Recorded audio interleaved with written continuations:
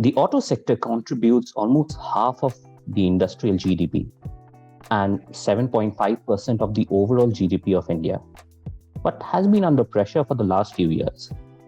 From change in emission norms to the pandemic, the auto sector is perhaps going through one of its toughest periods. What can Budget 2022 do to help?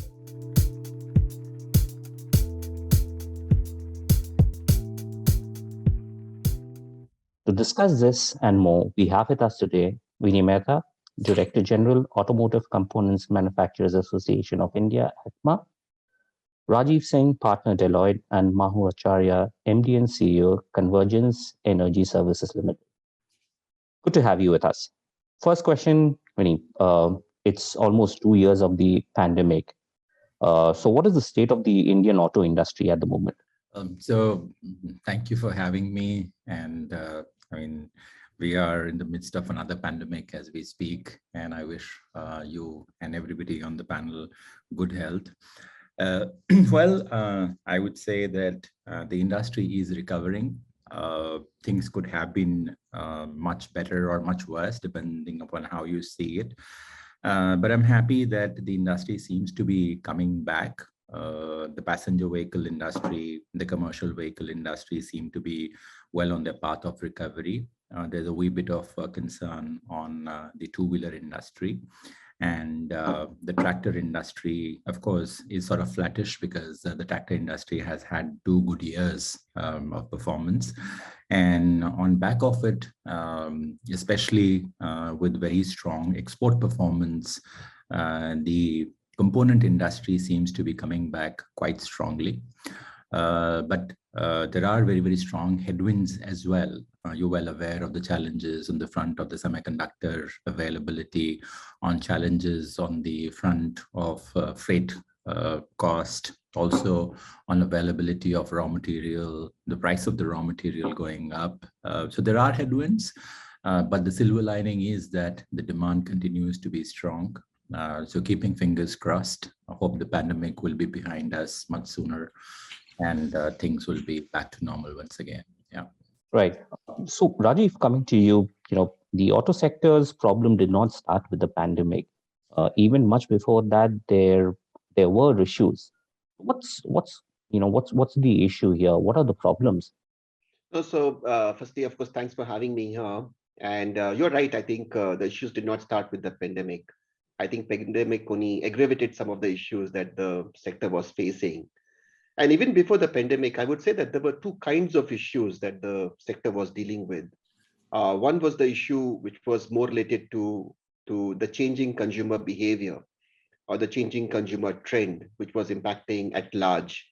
And the second was more to do with some of the changes that the regulatory was trying to drive and how it was impacting the sector. Now, coming to the consumer first, even before the pandemic hit us, there was a very clear move towards shared mobility. And that's where the demand for personal mobility was going down. So the sector was dealing with it. In a manner, one could say that it was good because with shared mobility coming in, probably the overall sector was getting, burdening the carbon footprint a little lesser and so on and so forth. But from an OEM perspective, definitely there was a shrinkage in terms of consumer demand. Instead of families going for 2 cars, families were saying, okay, I'll have 1 car at home and maybe the second car, instead of that, we can use any kind of a shared mobility platform for travel. At the same time, the sector was also getting impacted because there were a lot of regulatory changes which were being driven. And I would say that all these regulatory changes were, of course, necessary. It was high time that we kind of moved away from say a BS3 to a BS4, which happened sometime in 2016. And then we decided to jump the BS5 and jump directly into BS6 from 2020 onwards. But that put a lot of stress because each of the players, and it's mind you, it's not just the OEMs, but it is the entire ecosystem, including the component manufacturers and so on, which have to do huge amount of investment in the R&D to get compliant from a BS6 or a Euro 6 equivalent compliance. The sector also faced challenges from a perspective of cash availability going down somewhere. There was demonetization which happened. Post that, we found that there was some crunch from NBFCs the non-banking financial corporations, which typically end up funding a lot of dealers and so on. So there was a lot of problem, even from a possibility of having money in the entire ecosystem. We also saw that there was a regulatory change which was around axle loads, and this was more specific, I would say, to commercial vehicle sector. But suddenly, over the night, you can say that each fleet owner had about 10 to 15% excess capacity available with them, with the same fleet that they carried, because the regulation changed the amount of weight that one could carry on their trucks. Now, a host of such things, I think the sector was facing even before the pandemic hit in. And then we had, of course, the uncertainty and the consumers not being sure whether they should change their vehicles at this point in time or they should hold on to whatever they have for some more time. So that uncertainty continued to kind of aggravate and accentuate, I would say, the situation. And then as late as probably a year back, you would have seen that semiconductor came and hit. And now it is the commodity price rise which is hitting. So a lot of things. I mean, there are some silver linings, no doubt. As Vinny said, yes, we are seeing some kind of a recovery, I would say, especially for the passenger vehicles and the commercial vehicles. Two-wheelers, I think, are still under weather for some more time, especially given that the rural economy got a bigger hit, especially in the wave two. So that is what I think has been something that we have seen over the last 4-5 years from an auto sector perspective. Mahua, people say, the future is electric and, sales of EVs are rising. But where would you place India when it comes to transitioning to electric transportation? Okay. Firstly, thank you once again for having me on this panel. I'm so glad that you're doing this panel. And panels like this are, in fact, what's necessary. And I do hope that more such discussions do come about. Where does India sit internationally? Very high. The answer is very high because, and I'd say there are three reasons for it. There is an enormous or an incredible amount of activity in the government space, in the regulatory business, at multiple quarters. There's a lot of activity going on at the Ministry of Power, at the Department of Heavy Industry, at states, at a number of other ministries that have some touch point to electric mobility. And that's necessary. And especially so in a federal system, you need all the wheels to be moving at the same direction, or at least at the same time. The second reason why I think India is going to come out quite high at the end, we don't know where countries will land when it comes to mobility, meaning what percentage of wheels on the road will be electric. I don't know where that will land. I think it's really anyone's guess because a big chunk is, of course, consumer behavior. And in that consumer behavior section, a very large percentage, and you all know the statistics much better than me, are now very sensitive to the cost of ownership. Diesel prices, everybody realizes, are going up. And I'll say now with confidence that in the last few months of very intense activity that we have had with state transport company undertakings, I've not seen a single STU that is looking to buy diesel buses. And I think that's a really powerful scenario in a crowded country like ours, and in a country where we just don't have enough buses on the road. So I don't see that happening, which means that you have no other way to go, certainly when it comes to buses. In the three-wheeler business, which is the other big chunky segment of our roads, and once replaced will be an even more chunky segment because of the number of deliveries that we're doing again and again. So COVID has helped, quote unquote, that delivery business. But the other offshoot of that is a lot of people who are on the fence, not sure whether to use delivery services for their staff, have now become comfortable, which means that is the way they will be ordering a lot of their goods going forward. Which means that that's a particular segment, they tend to be three-wheelers that do things like delivery, will only grow and only go in one direction. The problem there's a little bit of a question mark there vis-a-vis other countries. Our banks don't want to finance electric vehicles. Other countries don't have this situation. I'd say they have maybe even gone past this situation, or they had this situation, and they also have financial institutions that have exactly the same sort of apprehensions. but there were risk products, there were subsidies put in the right places. Not to say that we're not putting the subsidy in the right places, but we need additional instruments in the right places. And that's a little bit of a, question mark out there, which will determine where we land internationally. And then finally, consumer behavior. I'd love to see more four-wheelers on the road. We just don't have enough. And we're nowhere near enough. So unlike many of my colleagues and friends in this business, we just don't have enough four-wheelers. We just don't have choice. And so how do you expect consumer behavior in that segment? Not until many more vehicles come up. Will just you be able to, or you and I go into a showroom and be able to choose from a plethora of electric, as opposed to the one electric versus a plethora of, we have to change that ratio. And until that ratio comes out, I'm not hopeful of that sector. I'd love to see them, that's great. But that's not the sector that's going to change the needle. Right. So yeah, I think especially when it comes to four-wheelers, it's still a niche area where you just have maybe a handful of vehicles that passengers can choose from. Right. Really, if I can come to you, what do you think has been the impact of the third wave of COVID? And also, you talked about the semiconductor shortage and sales of two-wheelers and buses. How's that panning out? And also, in the same question, I would like to ask you, how are exports doing? So when it comes to the third wave, I think the third wave hasn't been, at least as yet, been as destructive as the second wave. And I hope and I pray and I wish it stays that way. Till now, we haven't heard any of the vehicle manufacturers change their production schedules. So this is, at least in some sense, reassuring and good news. When it comes to, I guess, performance, exports performance specifically, I think the component sector has been doing brilliantly. In the first 6 months, our exports grew more than 70% of what they were the previous year. Of course, the previous year, the first half was rather unusual because of the second wave. But it's still better than the year 1920. So that's good. And when we close this year, I think the component sector should have definitely grown by around 10 to 15%, a comfortable number so as to say so.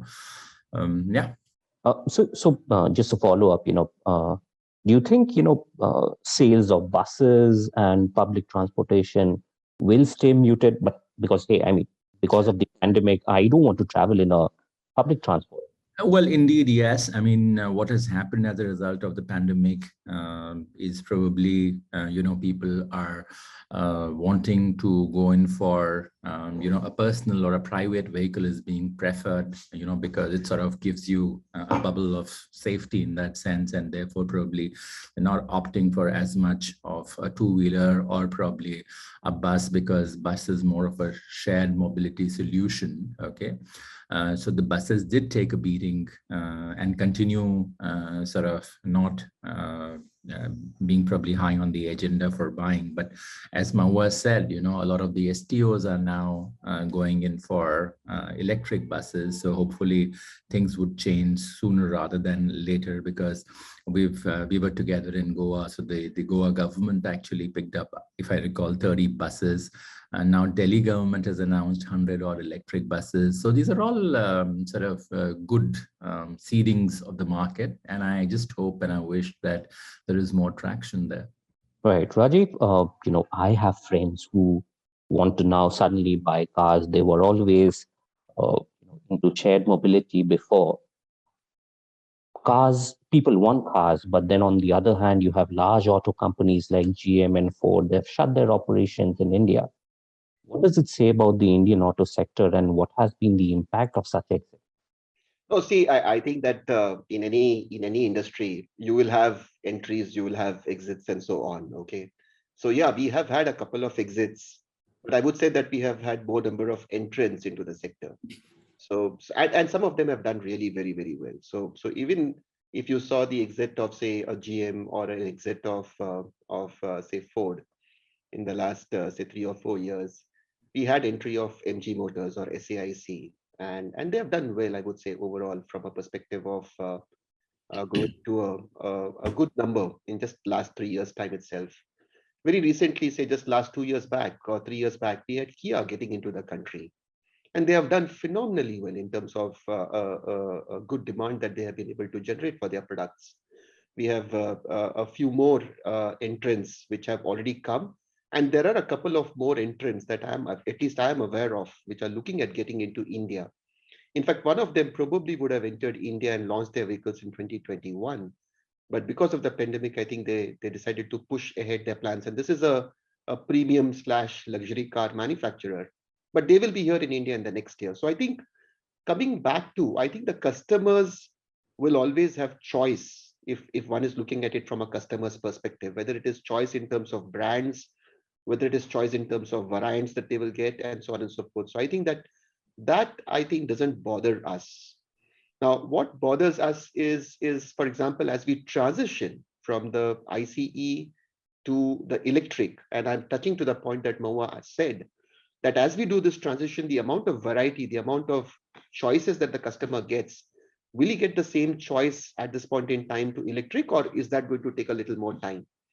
So I think, but when it comes to ICE, I think we are spoiled for choice.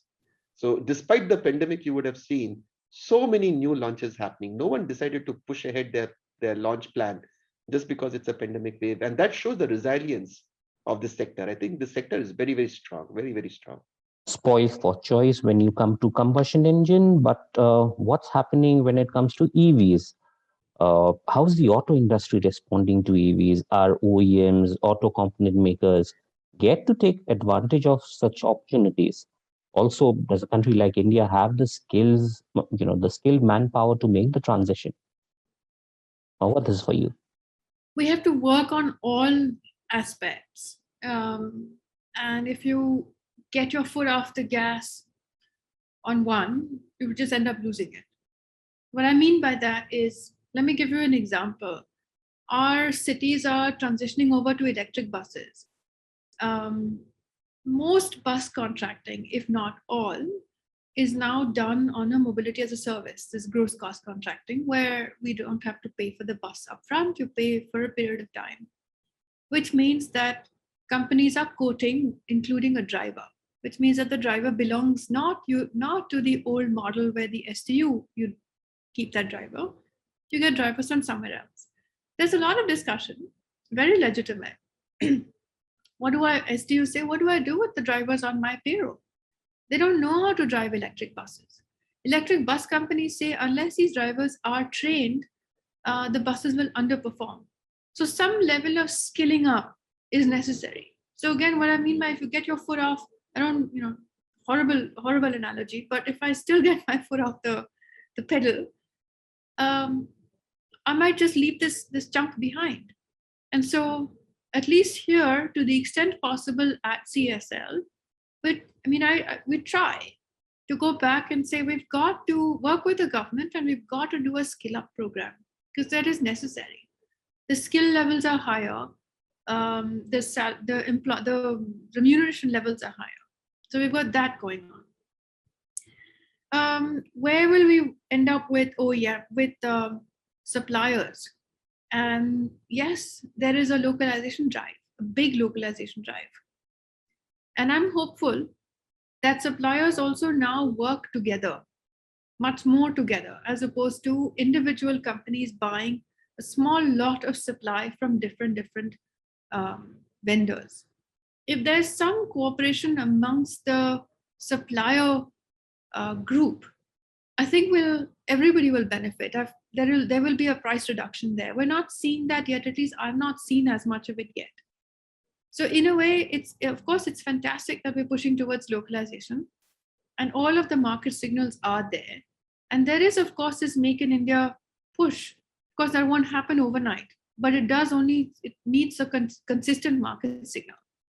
So on the supplier front, I'm hopeful that we will have a sheet. I have a sheet in front of me with 46 parts of a bus because a lot of my time is now going into buses. And I'd like that sheet to basically say it's all made here.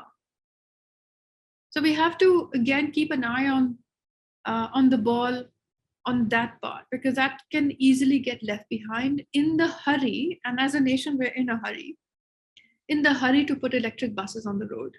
Interesting. Very Make in India, localization, Atmanirbhar Bharat. How much of that is helping the auto component sector? And would you be able to help Mahua with that 46, components that she's looking for? Yeah. So first of all, let me tell you this, that very, very recently, ACMA and SIAM did a study on localization. And what we found is that today we import around $25 billion worth of auto components.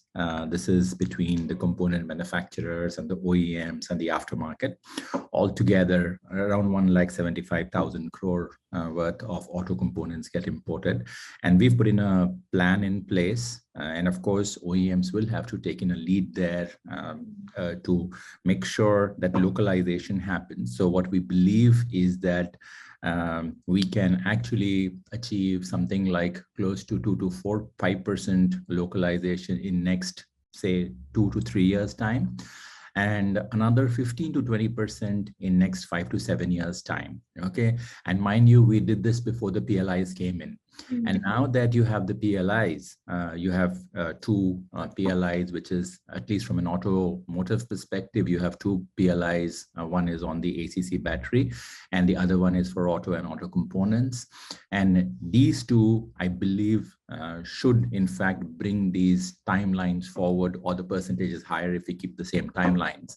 And believe you me, there are other PLIs, such as the one on the electronics, and let's say the semiconductor one also, fructifies and gives us good results in short run.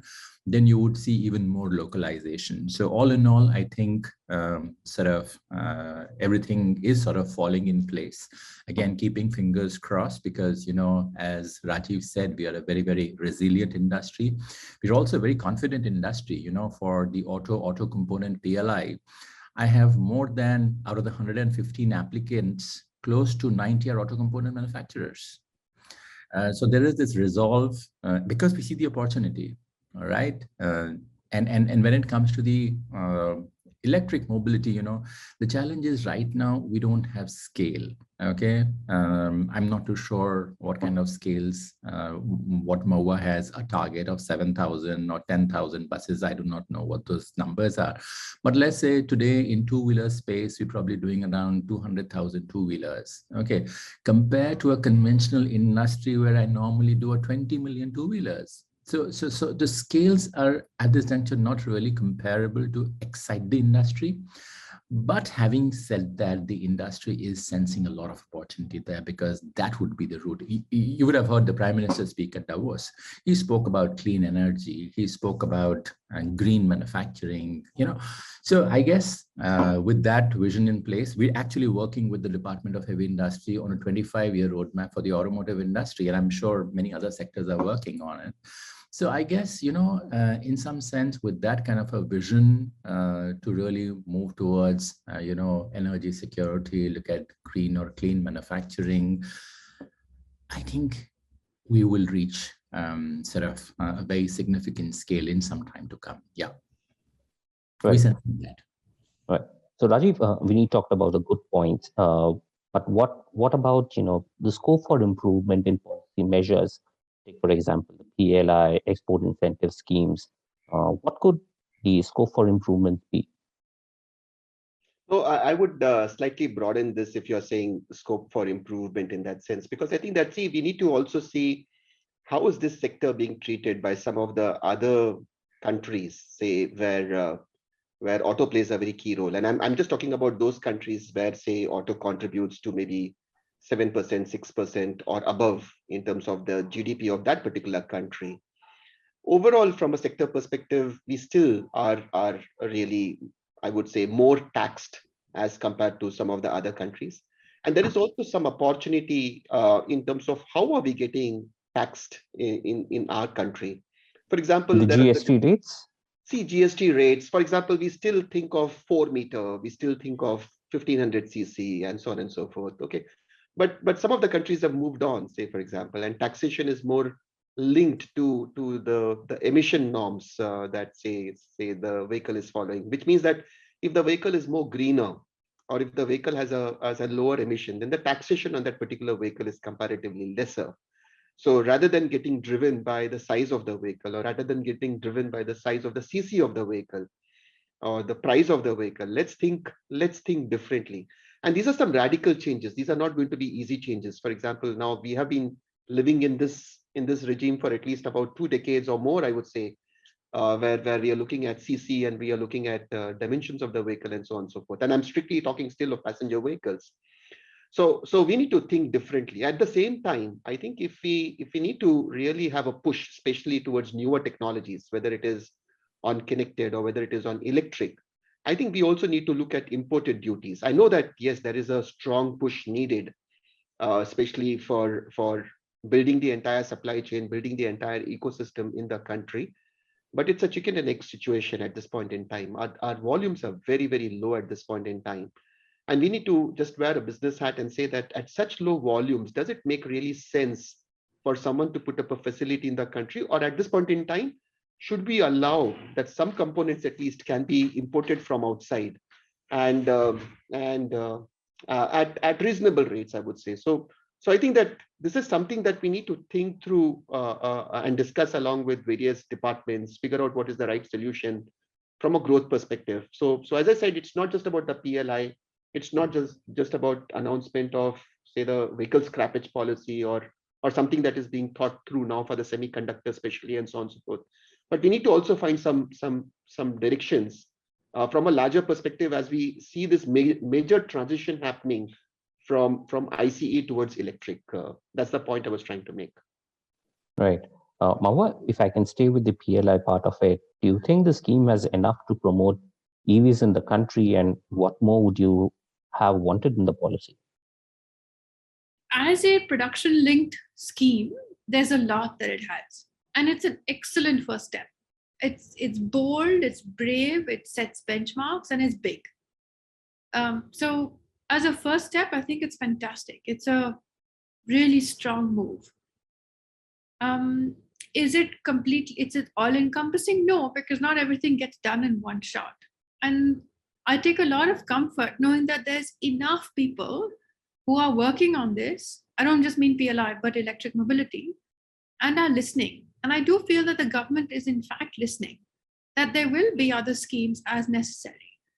And they will address perhaps other sections of the e-mobility ecosystem, including smaller suppliers, including more OEMs, more parts manufacturers, including other elements of the ecosystem. The good thing or the fantastic thing is that quarters are listening and making changes quite quickly. So maybe in a way it does help, quote unquote help, that the industry is still fairly small. And on the other hand, I think the industry is high on the expectation of volume, and that we're all riding that and trying to get it to a good place. In terms of volume, we're about to release a tender for, if we get everything right, about 5,000 buses. That's not small by any stretch of imagination anywhere in the world, anywhere. We've got maybe 150 or 200 busing rolling on Indian roads right now. And suddenly from there, we go to 5,000.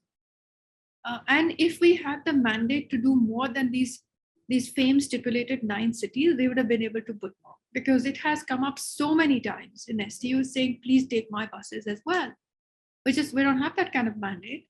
But that just means that it's only a matter of time before other smaller STUs or just smaller cities decide to buy, to move into electric. So the volumes, the way I'm seeing that market, is a bit of a hockey stick.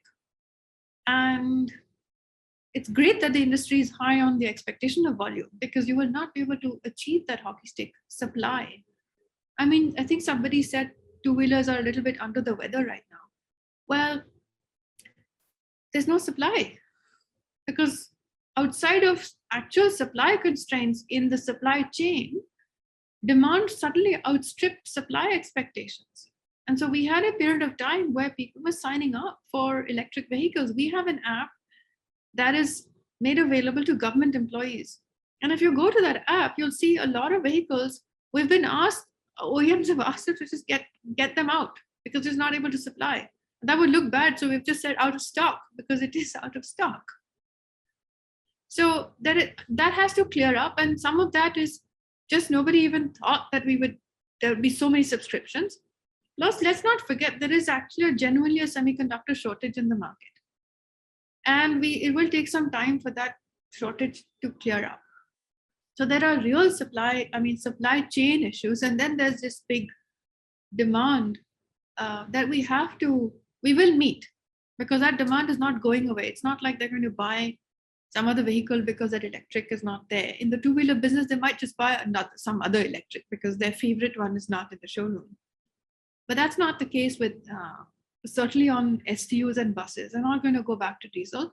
And in fact, the dilemma with CNG, which was the intermediate, is that you still have to pay pretty heavy operations costs, and CNG prices are not going down, they're going up. Right. For my last question, it'll stay the same for everyone. Starting with you, Vinny, what would the wish list for budget 2022 be?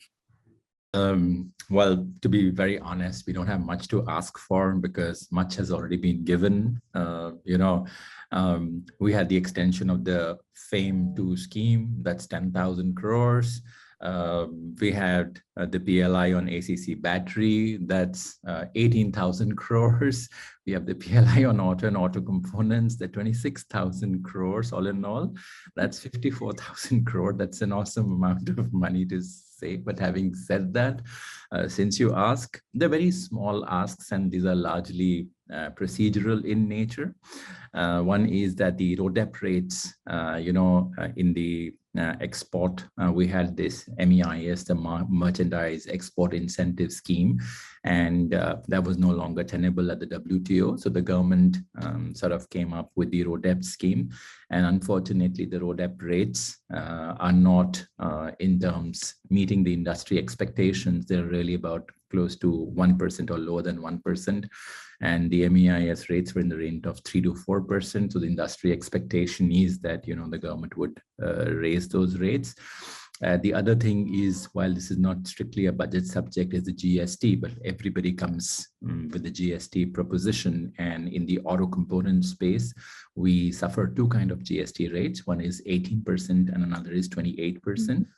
While most of the auto components today are at 18%, but about 40% remain at 28%. So we, being an intermediary industry, our plea is that, make everything 18% because you anyways will not have any revenue loss, okay, because it's an intermediary industry. That's one. And the other thing is, from an electric mobility perspective, while the vehicles are at 5% duty, the components are at 18 and 28. So, the structure has to be in some sense streamlined, and therefore those components that go for electric mobility manufacturing or EV manufacturing should also be at 5%. So these are two recommendations that we have. Yeah, and there are some procedural ones, but not really as important. Yeah, nothing much to ask for, honestly. Rajiv? Yeah, no, I'll probably add another dimension to the track. So Vinny spoke more about, say, some procedural changes, and of course not necessarily GST as a budget subject, but more with the GST Council. Let me give a slightly different context out here, and this is more to do with how we are growing overall as an economy.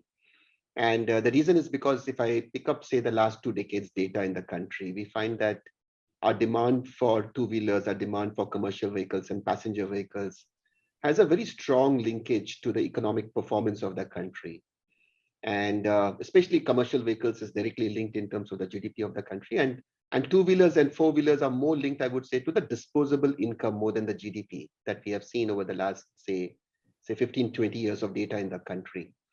Now, Last year, as a financial year, of course, we saw a big blip because of the pandemic. And this year, of course, there are all numbers which are floating around as to what should we expect as a likely growth. And hopefully, before the budget, we will hear the finance ministry talk in terms of the expected growth for this year. But it's not going to be a big swing. The point is that if we had seen a big down last year, it's not that this year is going to be a big swing from an economy perspective. And hence the kind of decisions that we expect from the finance minister is to say, how do we ensure a decent growth in the coming year? Because if we do expect a decent growth in the coming year, if we do expect more disposable income in the hands of the people, if we do expect a lot of decisions which will revive the rural economy in some sense, especially. See, two-wheelers, for example, we spoke about. The challenge is that two-wheelers largely get sold in the rural economy. After the pandemic wave 2, the urban economy revived, but the rural economy did not revive to where it was completely. So these are some of the probably the decisions that the government, if they can make, which will help us see revival in terms of growth. It will not just help in terms of generating demand, which will generate more demand, say, for the vehicles, but it will also in terms in kind of create confidence in the mind of the customers, because today consumers are also uncertain. So it will create more confidence in the mind of the consumers to go ahead and say, okay, let's go and make the decision. I'll just leave a data point. Say, for example, when we did a survey just about a few months back, we found that while 25% of the people said that the decision of buying a vehicle is unchanged, about 38% people said that we are postponing our decision of buying a vehicle. That's a significant number. 38% people saying that I wanted to buy the vehicle in the next 3 months or next 6 months, but they have postponed their decision. Yes, there are 37% who have preponed, but they have preponed for a smaller budget vehicle. Now, the idea is that can this budget address that 38% people who said that we are postponing a decision of buying the vehicle? I think that will help in terms of generating more demand, and that's what we would expect from the budget. Right, Mahua, lastly to you. Okay, thank you. I mean, I never miss an opportunity to ask for money. And there's nothing wrong with a wish list. At a very macro level, it's not early or premature for us to think that we have to align our financial system to the kind of economy we want. We make statements, we have commitments. I think the next big layer is internal, and that's things like, I think one of you said, taxation. I mean, link our taxation to emission norms, because that's what we want. We're not doing 1500cc kind of thinking anymore.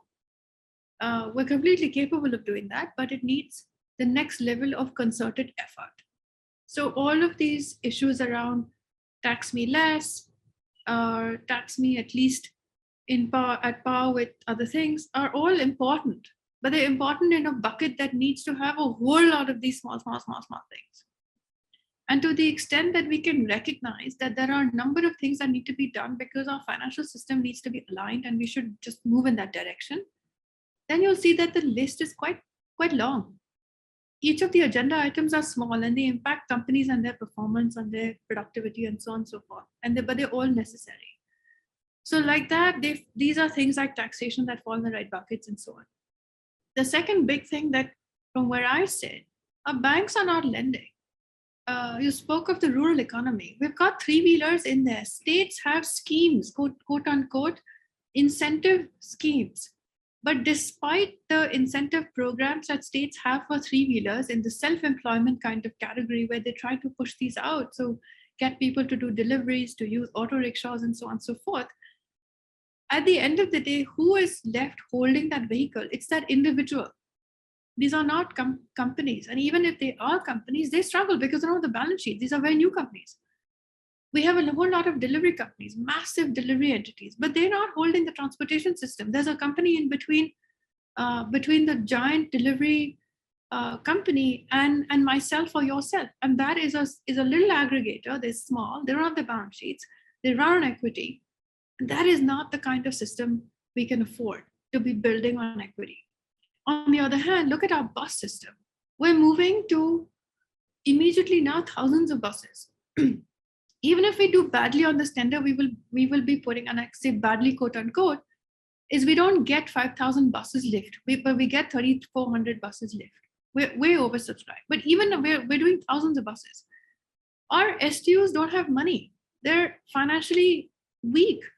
And it doesn't look like they're going to get that much better because we can't increase ticket prices. Public transit all over the world is a subsidized matter. And it probably needs to be and should be, because that's the kind of economy we want to get to. We want much more public transit. We've learned our lesson from the renewable energy business, where our distribution companies were in a pretty bad financial condition. And we had a number of years of failure to pay. In fact, we even have them now. We have institutions that came up to do regulatory work, to do supervisory work, so that people don't renege on these power purchase agreements. We've got to look at that big chunk. Some of it may be budget worthy, maybe action items that sit inside a budget. For example, a risk guarantee fund, or some budgetary allocation to guard the OEM or the operator that has taken the risk to face an STU that doesn't have enough collections, an STU that has moved to electric vehicles, and there is still a gap in viability even after the central government subsidizes it. We still have to get there. We all have to just eat that loss.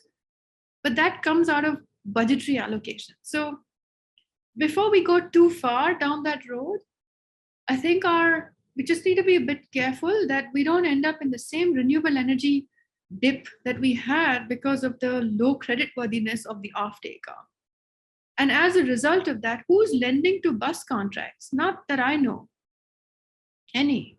If there's any, who's investing against that without collateral? Because that contract has to be bankable. So we're doing, we can play around as much on the contract and try our best, but at the end of the day, if the STU just doesn't have enough collection, what are they going to do? There's a time lag from when the state can step in, and yeah, there are lots of things that we can do. But you see, you're constantly correcting for problems, and you're correcting at many places. So this is, I think, the next big chunk. Some amount of budgetary allocation would be fantastic.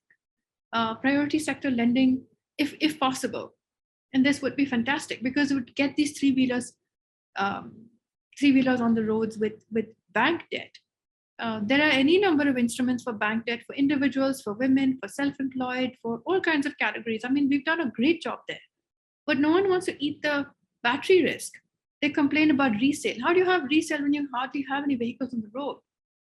Then you have to make a policy signal to say there shall be a resale value, or somebody shall in fact buy that back, right? So there are small steps in the right direction, but there's this big, if there were big chunk items, it's our banks have to figure out how to lend. And if it means asking for risk mitigation funds or first loss or something, we've got to do it. Great. Thank you so much. I think it's been a fascinating discussion from ROTEP to economic growth, disposable income, to priority sector lending. I think we have covered the entire gamut of issues that the FM can probably look at in Budget 2022. Thank you all for joining us again. Thank you.